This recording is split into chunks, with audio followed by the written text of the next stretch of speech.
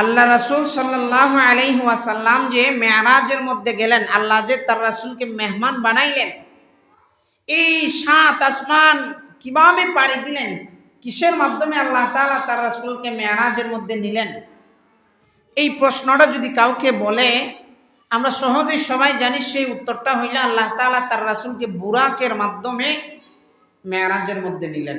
ঠিক না? যেই বাহনটার মাধ্যমে নিছেন সেটার নাম কি? বুরাক। এখন এই বুরাকের গতিসীমা কেমন ছিল, এই বুরাকের স্পিডটা কেমন ছিল?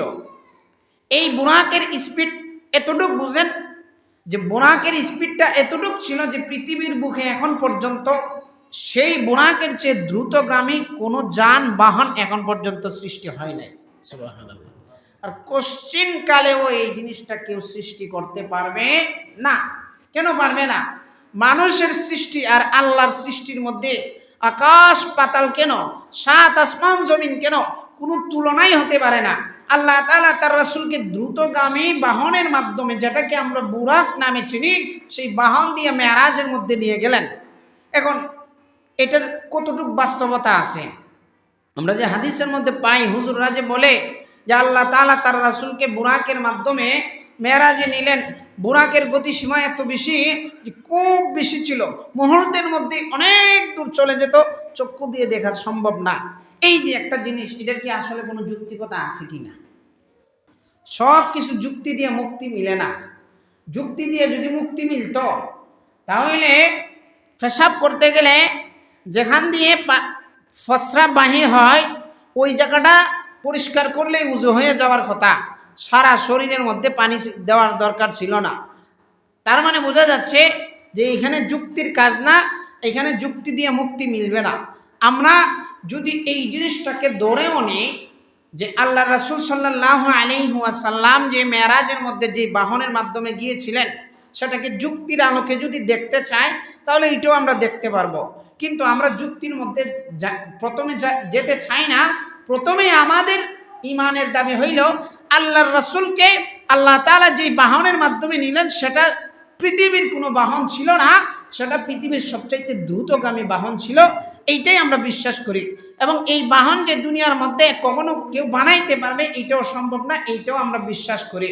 কিন্তু এখন আসেন, সমাজের মধ্যে কিছু মানুষ আছে যারা মনে করেন উষ্টাটুকর না খাইলে বুঝতে চায় না সহজে।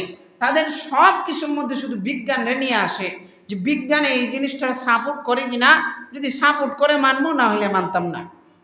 এখন আসেন বিজ্ঞান দিয়েই আপনারা একটু বুঝাই দেই যে আসলে এই বাহনটা এত দ্রুতগামী হওয়া সম্ভব ছিল কিনা। যে পৃথিবীর মধ্যে এখন একটা বাহন আছে, যে বাহনটার নাম হইল রকেট, আছে না? হ্যাঁ, রকেটটা কি পরিমাণ, স্পিডটা কি পরিমাণ, যে এখানে তাকাইতেই মুহূর্তে দৌড় মারে। অনেক সময় আছে যারা চোখে একটু সমস্যা আছে, এরা দেখতোই না, মুহূর্তেই চলে যাইব, এত স্পিড। এখন আপনি আমারে বলেন যে পৃথিবীর মানুষ যদি এত দ্রুতগামী বাহন বানাইতে পারে, যে মানুষকে আল্লাহ তাআলা এমন জ্ঞান দিলেন যে তারা এত দ্রুতগামী বাহন বানাইতে সক্ষম হয়েছে, সেই আল্লাহ কি বুরাকের মধ্যে দ্রুতগামী বাহন বানাইতে পারেন না? এটি কি অবিশ্বাসের কোনো জিনিস না, এটা একদম বাস্তবসম্মত। বুরাকের এত স্পিড ছিল, এটাকে যদি আপনি বুঝতে না চান তাহলে তো রকেট আপনার সামনে আছে, দেখেন আপনি রকেটকে। আপনি আজকে দেখতেছেন বিমান উঠতেছে, আরে বিমানের চেয়ে যখন বিমান পৃথিবীতে ছিল না, যখন আমরা ছোটবেলায় ছিলাম বিমান কি চিনতাম না, তখন দেখতাম রাজা হাঁস, চীনা হাঁস, পাতি হাঁসে উড়া দিয়ারা 20 হাত দূর যাইতো গা। দেখছেন নি দৃশ্যগুলা? পাতি হাঁস দেখবেন, রাজা হাঁস, চীনা হাঁস দেখবেন মাঝে মধ্যে এমন ডানা দিয়ে এমন বাড়ি দেয় 20 হাত দূর গিয়ে পড়ে। আপনি কাকরে দেখেন না, চিলকে দেখেন না, এত স্পিড চিল, ঈগল পাখি যেটাকে বলা হয়, এইটার শকুন যেই জিনিসটারে বলা হয়, যেই পশুটার নাম হইল শকুন, এই শকুন এত স্পিডে ধাওয়া করে যে আপনার চোখে সম্ভব না এটার জিনিসটা দেখা।